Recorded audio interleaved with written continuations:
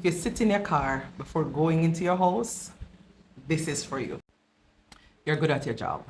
Probably one of the best on your team before you got promoted. And know you're exhausted in a way that you can't even explain to anyone. You can't explain it in words to anyone at all. You're not lazy. You're not overly exhausted. You're not. The type of exhaustion that you're feeling is the one where when you drive home, you sit in your car for minutes before you go in. And it's all because you need some time before anyone needs anything from you. Sounds familiar? If that is you, I want to let you know that this is a space for you. This is a conversation that you should hear. Stick around. So what I'm about to share with you is what nobody told me when I was just promoted. When I stepped into the leadership role, nobody told me this. And if they did, it would have saved me years. Here's what years of research has shared. Here's what living it firsthand taught me. 45% of mid-level managers report burnout. More than any other group in an organization, or mid-level managers report burnout. And it's not the people that's at the top. It's not the people that is in the front line. It's the people that is in the middle. Those supervisors, team leaders, those project managers, those that are considered mid-level managers are the ones that report the burnout. People like you and me, we are the ones that typically reports burnout. So the ones that report burnout faster are not necessarily those that are weak. It's not the ones that who can't handle the pressure. They're not the ones that think that, they are the best. They're not the ones that think that, okay, everything is beyond them. But these are the ones that care. That cares the most, the ones that are always trying to figure things out by themselves. These are the ones that spend time thinking about what it's meant to go home and not be able to sit at a dinner table and comfortably have dinner without going to check your emails. These are the ones that think, what's wrong with me? Something must be wrong with me. Why my team is failing. I wasn't built for this. Why did I accept this promotion? Something is wrong with me. The thing I want to share is that you may think that everyone else is handling the pressure fine. You may think that it's not them, it's you. You may think that you're behind. You may think that you're stuck.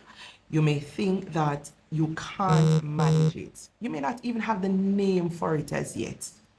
But what I call it is the fixer trap. It is the trap that you can't unsee once you see it. You're the one that is always there trying to figure out everything and try to fix everything and blame yourself for it all. Now let's talk about it. Here's what the fixer trap really looks like from the inside. And you're there. Your team escalates everything to you, and nobody is trying to handle it. They lean into you, they wait on you. You're on vacation and they call you. They call you about situations that you're not there and they should be able to fix. You're the one that is staying late. You're the one that is trying to fix the team. You're the one that your boss knows that they can count on. You're the one that is addressing everything and addressing it directly. You're the one that is quietly overwhelmed. You're the one that is picking up the slack for everybody. You're the one that is hoping that things get better. And while it is that you're hoping that things get better, nothing is changing. And your actual job is sometimes not being done because you're there trying to fix things for everybody else. When I say you're trying to fix things for everybody else, that's what you're doing.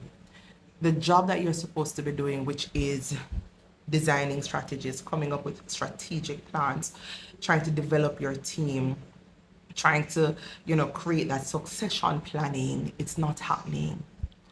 This was my life. This was my life for years before I eventually learned what it is to lead in a pressuring environment without absorbing all the pressure.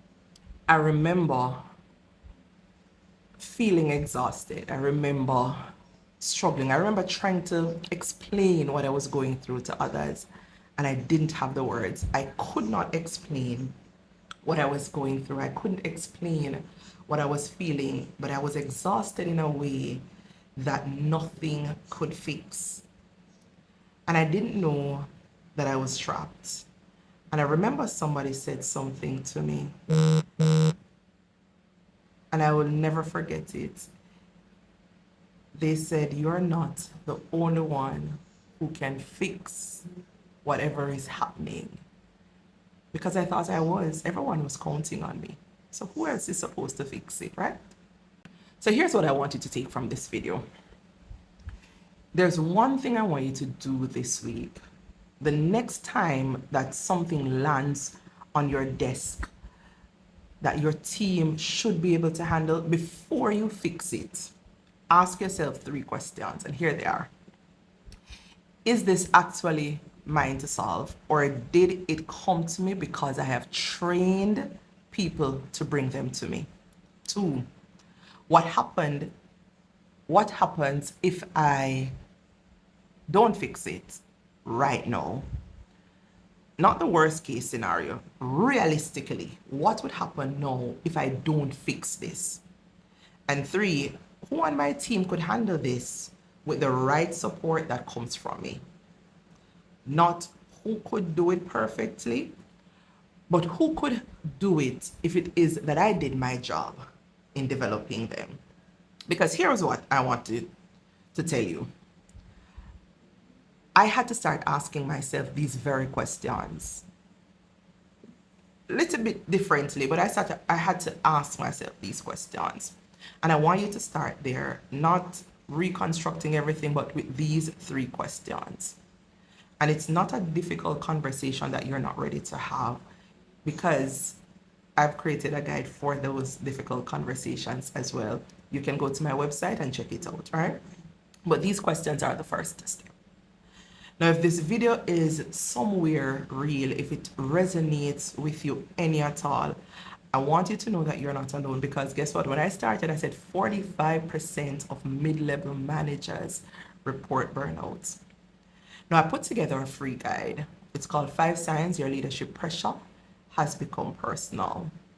And it goes deeper into what I'm talking about today. And it helps you to figure out exactly where the pressure is coming from. And not only that, but it gives you the words for it. The link will be in the description. And if it is that you're not ready to meet with me one-on-one, this guide is where you want to start. If you're not already subscribed to this channel, go ahead and subscribe, share with a friend, leave a comment, because every week I try to put out videos that is not about fluff, but it's really a deep conversation that we can have. And as mid-level managers, you don't have to suffer alone, because pressure is a part of the job, but suffering through it doesn't have to be. Talk soon. Don't forget, subscribe to the channel, visit www.leadwithmelissa.com, grab this free guide. It's yours today. Talk soon.